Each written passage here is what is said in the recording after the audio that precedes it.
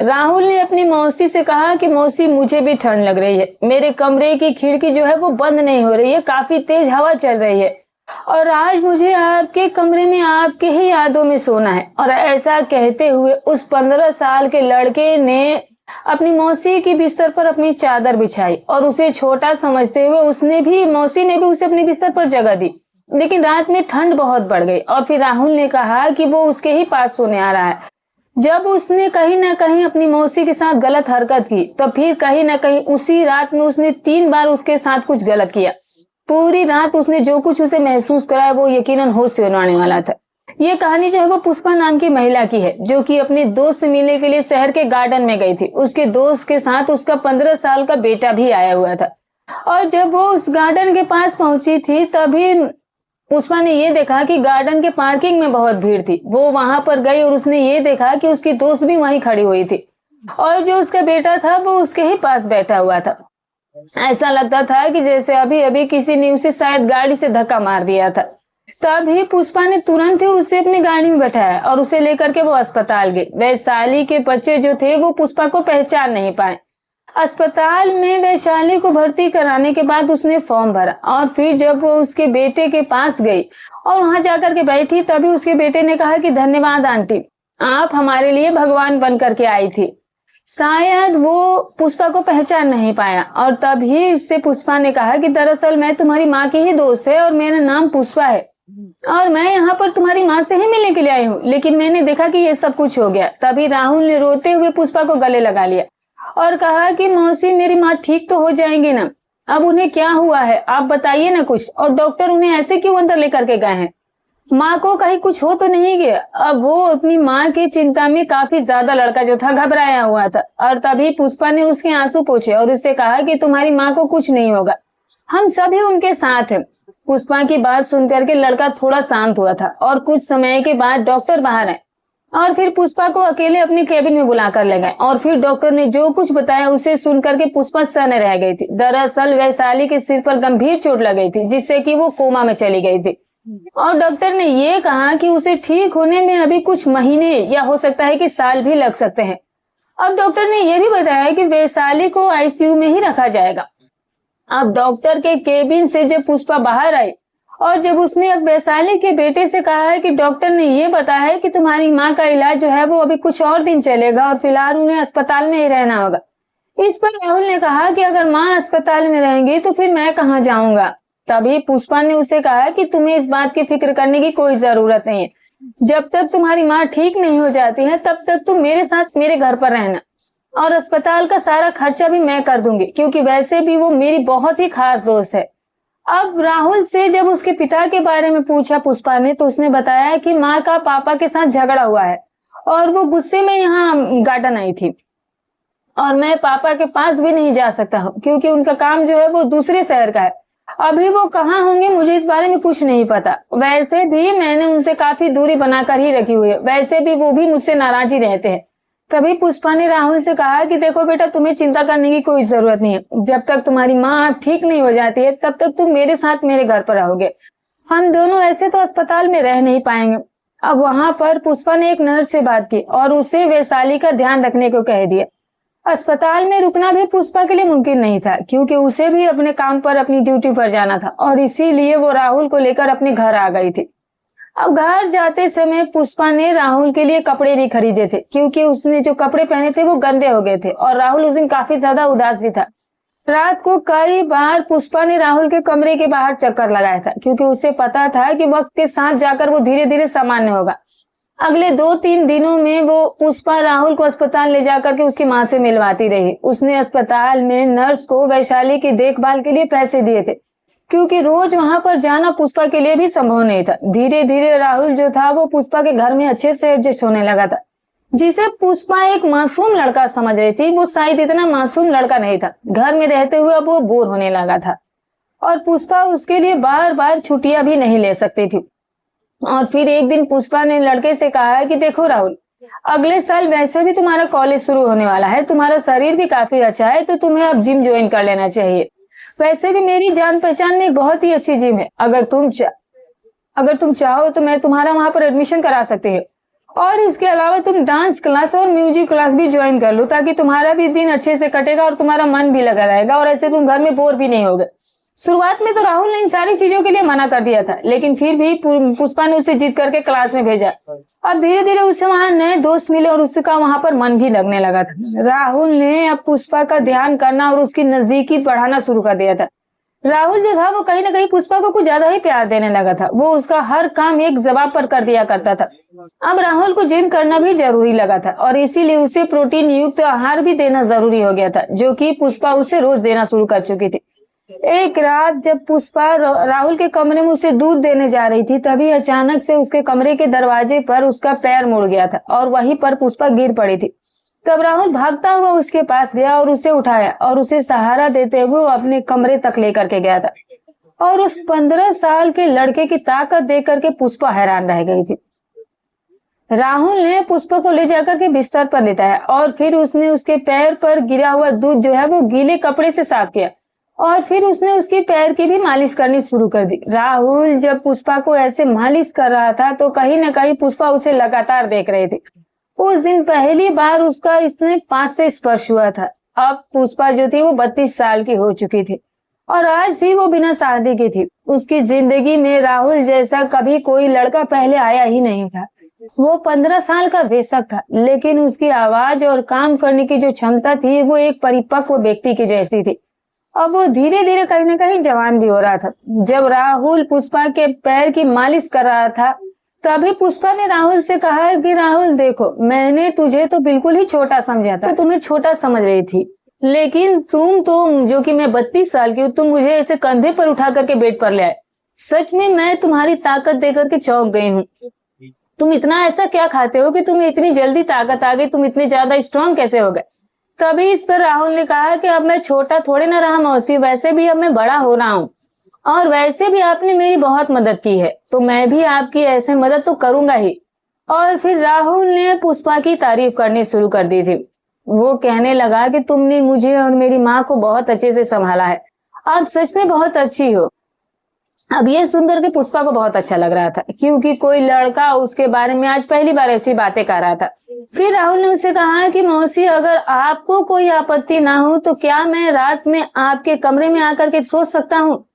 अगर इससे कोई दिक्कत हो तो आप मुझे बता दीजिए। हो सकता है कि अगर आपको वॉशरूम जाने में दिक्कत हो तो मैं आपकी मदद कर दूंगा। अब पुष्पा को भी लगा कि राहुल वाकई में मददगार लड़का है और फिर उसने अपने कमरे में उसे सोने के लिए मंजूरी दे दी थी। पुष्पा भी अपने घर में अकेली रहती थी और इसीलिए उसे घर में हल्के कपड़े पहनने की आदत थी। अब राहुल के रहते हुए भी वो अपनी आदतों से बाज नहीं आई थी। और फिर रात को सोने से पहले राहुल ने उससे कहा कि मौसी, हमारे जिम क्लास में कुछ लड़कियां भी आती हैं जो कि कभी कभी छोटे कपड़े भी पहन करके आया करती है, लेकिन अब तक मैंने उन लोगों को देख करके कभी ऐसा नहीं सोचा है, लेकिन शायद इसीलिए ताकि वो तुमसे काफी कम सुंदर दिखती है। आप तो बहुत ज्यादा खूबसूरत है, आपकी जैसी खूबसूरत महिला तो मैंने देखी नहीं है और इसीलिए आप पर ये कपड़े भी बहुत सूट करते हैं।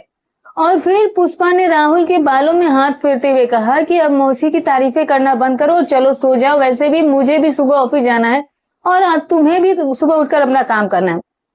इसके बाद राहुल ने पुष्पा को गले लगाया और उसे थैंक यू कहते हुए सो गया था। अब राहुल के गले लगाने में जो कुछ पुष्पा को महसूस हुआ था वो कुछ अलग ही लगा था। उसकी नजरें भी अब कहीं ना कहीं एक साधारण नजर से हट करके प्रेम भरी नजरों में बदल चुकी थी। अब ब्रेकअप के बाद कई सालों के बाद पुष्पा ने फिर से किसी के साथ रहना शुरू किया था।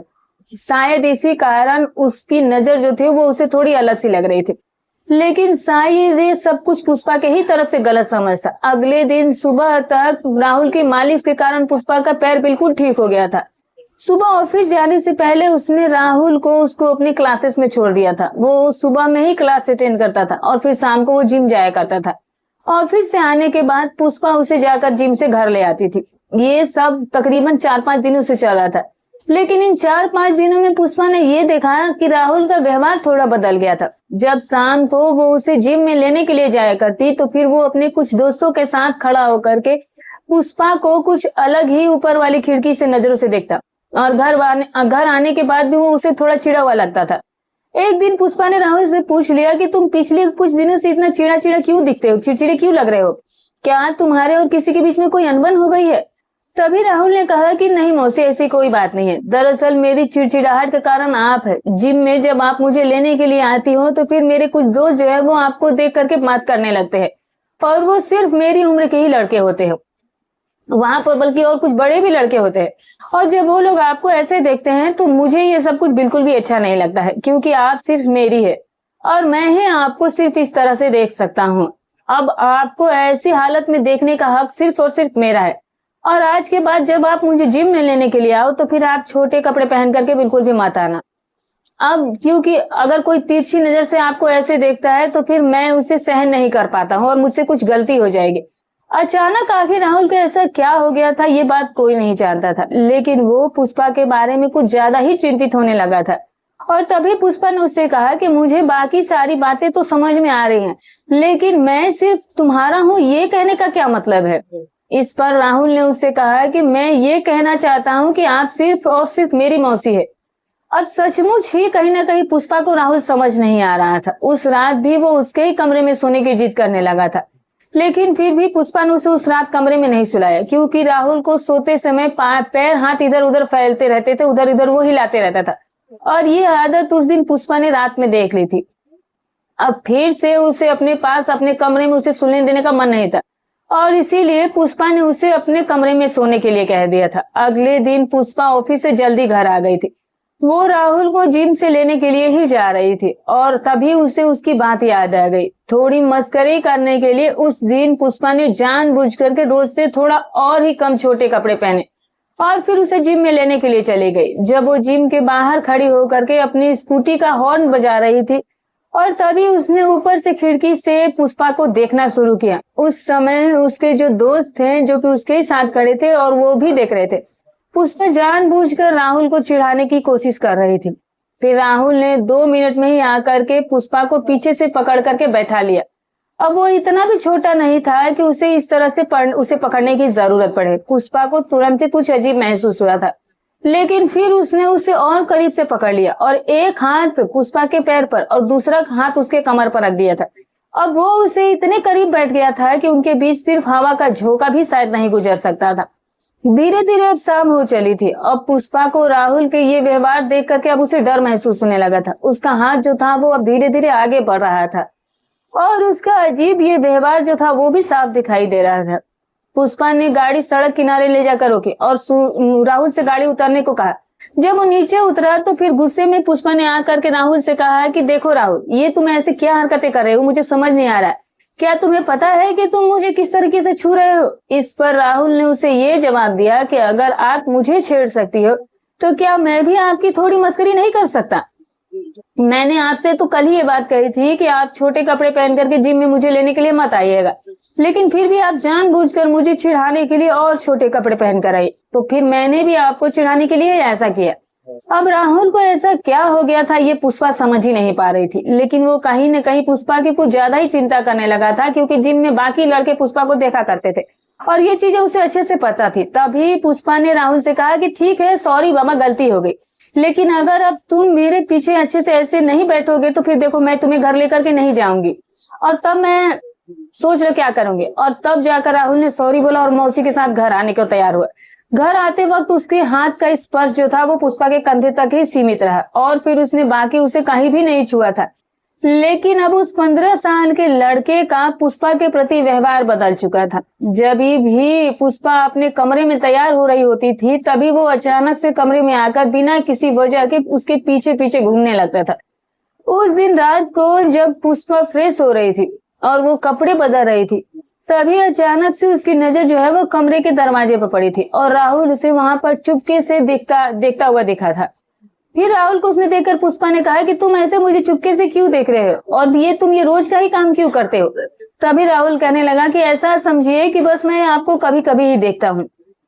और फिर राहुल ने पुष्पा को ये बताया कि जब मेरी माँ कमरे में पहले तैयार हुआ करती थी तब पापा भी अचानक से आकर के माँ को पीछे से गले लगा लिया करते थे और फिर उनके बालों में हल्का हाथ भी फेरा करते थे और फिर उन्हें कंधे पर उठा करके घुमा देते थे और फिर बेड पर बैठकर उनके पास जाते थे। अब ये सब बताते हुए राहुल ने पुष्पा के बालों में हाथ फेरते हुए उसे अपने पास किया और उसे अपने कंधे पर उठाकर अपने बेड पर बैठा दिया था। अचानक से पुष्पा को ये समझ नहीं आया कि आखिर राहुल उससे ऐसा क्या चाहता है, और उसकी नजरों में अब कहीं ना कहीं पुष्पा को डर लगने लगा था। राहुल की नजरें जो थी वो अजीब ही तरीके से पुष्पा पर थी। तभी पुष्पा ने उससे कहा कि राहुल तुम ठीक तो हो ना, और फिर पुष्पा ने उसे जोर से एक बार चिमटी काटी। तभी राहुल ने कहा कि नहीं, अब समझ में आया कि अगर आप मुझे चिमटा नहीं काटती तो मैं ना जाने आपके साथ क्या कर बैठता।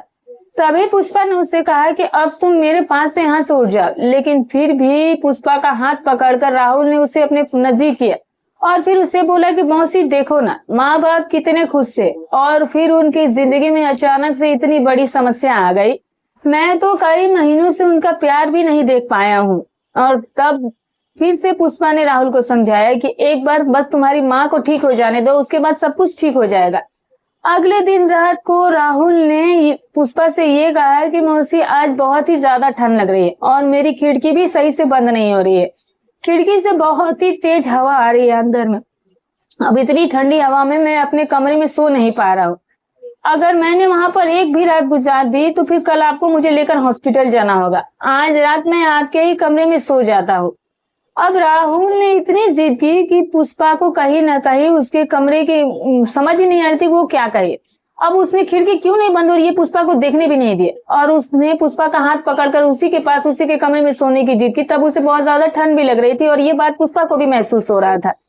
और फिर वो पुष्पा के ही साथ उसके कमरे में रह गया था। और फिर पुष्पा ने अपनी आंखें जब बंद की तो उसे ये महसूस हुआ कि राहुल उसके कंबल में आ गया है।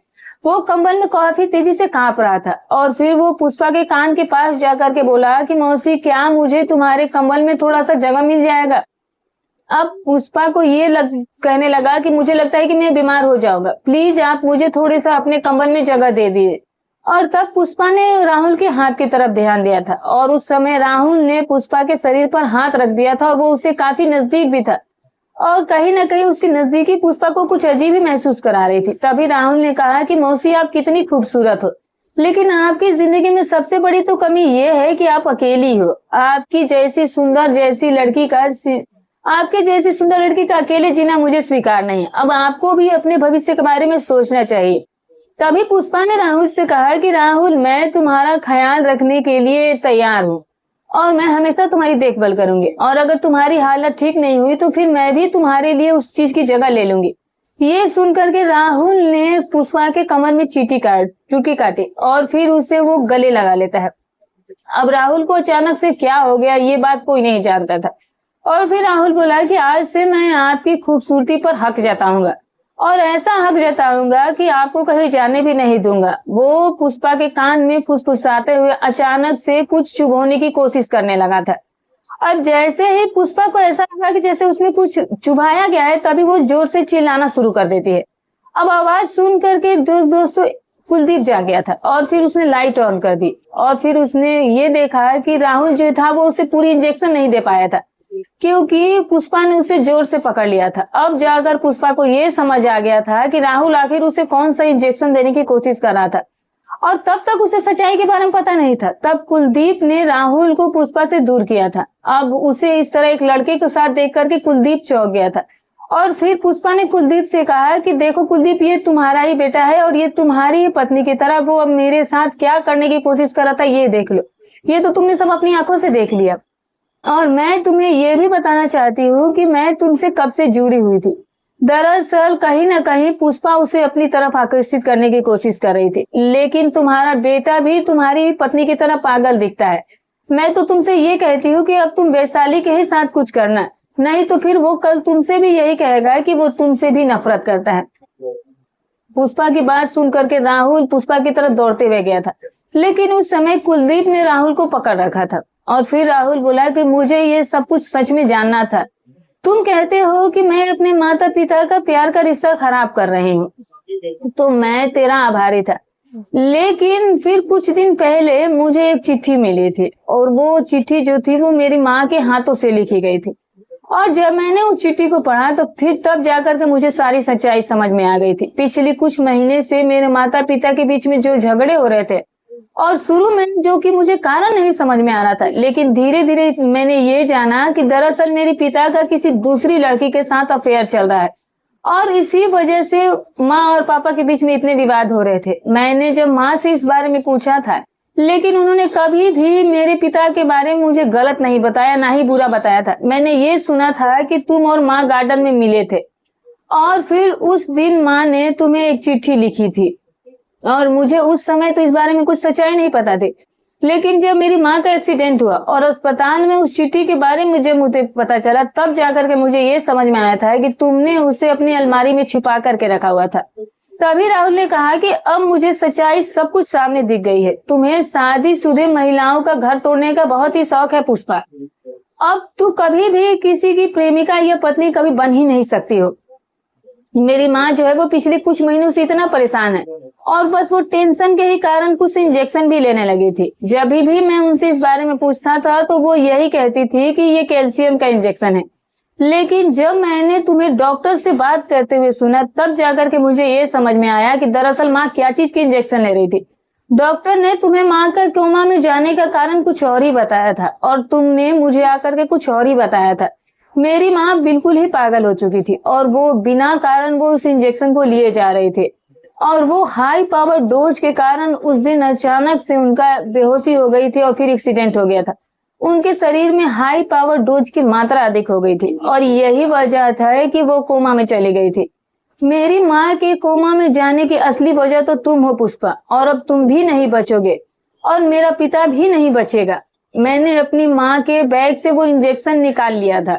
जो कुछ भी मेरी माँ के साथ हुआ था उसमें उनकी कोई गलती नहीं थी। वो बेचारी बस अपनी गलती की सजा खुद ही भुगत रही है। तुम लोगों की गलती की सजा वो भुगत रही है और तुम्हें भी इस चीज की सजा मिलनी ही चाहिए, और तुम्हें सजा देने के लिए ही मैंने तुम्हें इंजेक्शन दिया था।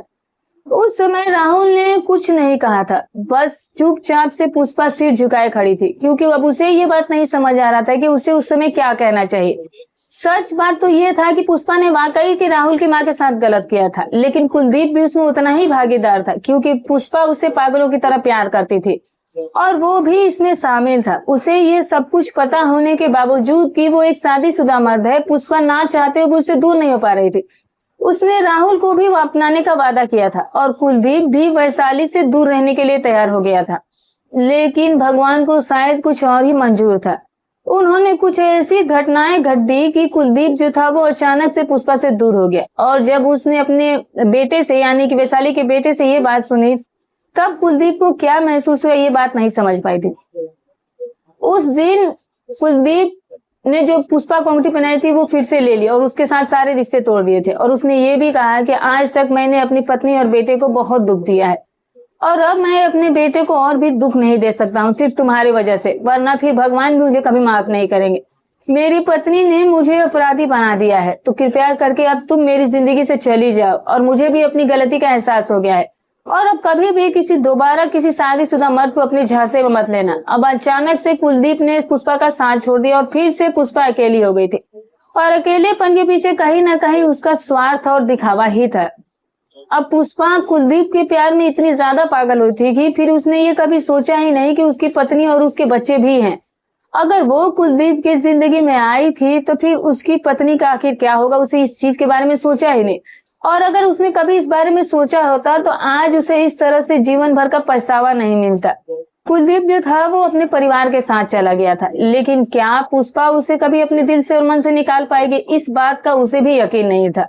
अब दोस्तों आगे बढ़ते हुए एक तरफा प्यार में झूलते हुए पुष्पा को भी ये नहीं पता था कि अब आगे उसकी जिंदगी में क्या होगा। लोग हमेशा दूसरे का ही कुछ छीनते रहते हैं, लेकिन फिर भी वो कभी खुश नहीं रह पाते हैं, चाहे वो खाने का निवाला हो या फिर किसी प्रेम का।